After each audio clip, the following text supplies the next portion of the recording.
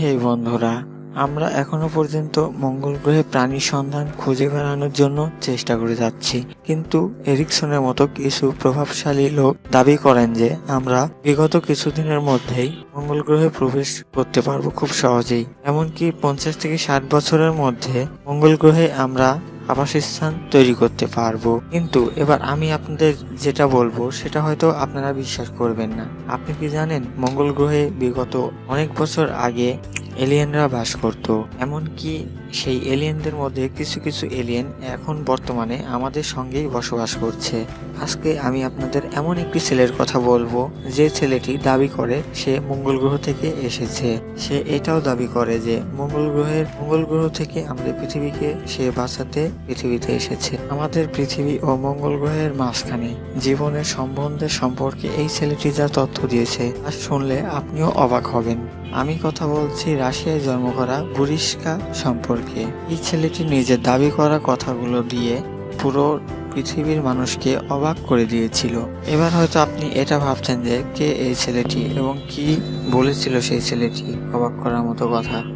Alien সম্পর্কে সে কি বলেছিল সবার সামনে, আর বর্তমান সময়ে সে এখন কোথায় রয়েছে, সবকটি প্রশ্নের উত্তর জানতে আমাদের এই ভিডিওটি সম্পূর্ণ আপনাকে দেখতে হবে। ছেলেটি রাশিয়ার ভলগোগ্রাদ অবলাস্ট শহরে 1996 সালে 11 জানুয়ারিতে জন্মগ্রহণ করে। ছেলেটির বাবা বিভিন্ন কাজে বা তার ব্যবসার কাজে দেশের বাইরে থাকতো এবং তার মা পেশায় একজন ডাক্তার ছিল। ছেলেটির পিতামাতা ছেলেটির এক্সট্রা অর্ডিনারি সম্পর্কে অনেক আগে থেকেই জানতে পেরেছিল। ছেলেটির মা বলেন, যখন ছেলেটির 15 দিন বয়স ছিল তখন এক্সট্রা ভাবে কোনো সাহায্য ছাড়াই ছেলেটি বারবার মাথা উপর করে তাকিয়ে থাকতো।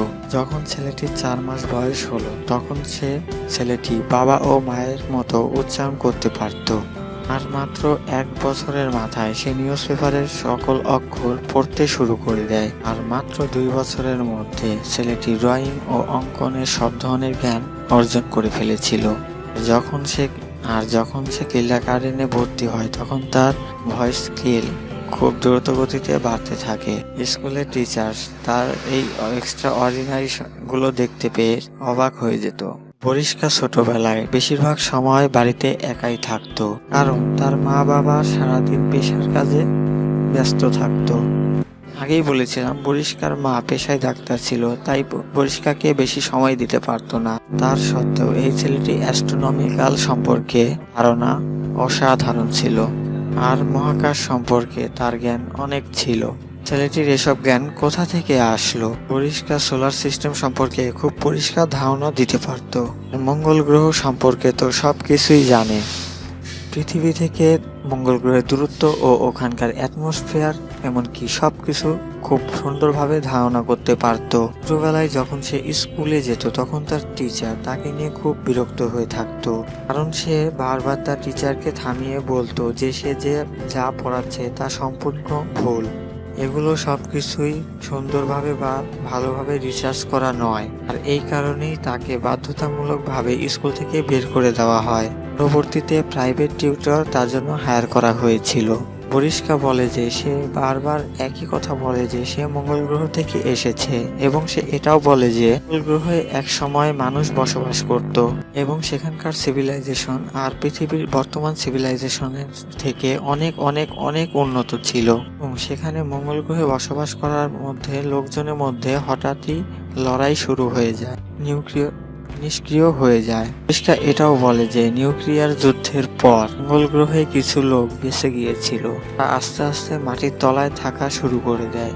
সে এটাও বলে যে এই ঘটনাটি প্রায় 70,000 বছর আগের ঘর। তো আপনার কি মনে হয় ছেলেটি ছেলেটি আজ পর্যন্ত যা বলেছে তা কি আসলেই ঠিক? ভেবে দেখুন। যদি ঠিক হয় তাহলে অবশ্যই কমেন্ট করে জানাবেন, আর না ঠিক হলে সেটাও অবশ্যই কমেন্টে আমাদের জানাবেন। ধন্যবাদ।